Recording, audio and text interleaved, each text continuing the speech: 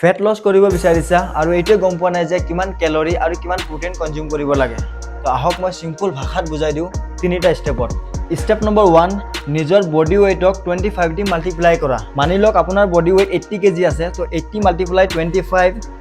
2000 calorie per day step number 2 protein নিজৰ body ওয়েটক 2 দি multiply কৰা 80 multiply 2 is equal to 160 gram protein per day. Step number 3 good fat. Per kg body weight 1 gram kori lage per day 80 gram good fat.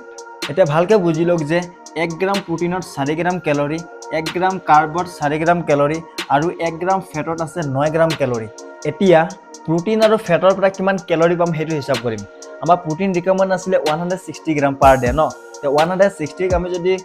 4 the multiply কৰো তেতিয়া হলে আমাৰ ওলাইবা 640 calorie প্ৰটিনৰ পৰা এটা fat 80 গ্ৰাম আসলে আমাৰ ফ্যাট ন তে ফ্যাটক আমি 80 multiply 9 is equal to 720 calorie ফ্যাটৰ পৰা পাম তে ফ্যাট আৰু প্ৰটিনৰ মিলাই হৈছে আমাৰ ক্যালোৰি 1360 আৰু পাৰ ডে ৰিকমেন্ড আসলে আমাৰ ক্যালোৰি 2000 minus 1360 তে থাকে আমাৰ তাত 640 আৰু এই 640 ক্যালোৰি আমি কাৰ্বৰ পৰা ল'ব লাগে এটা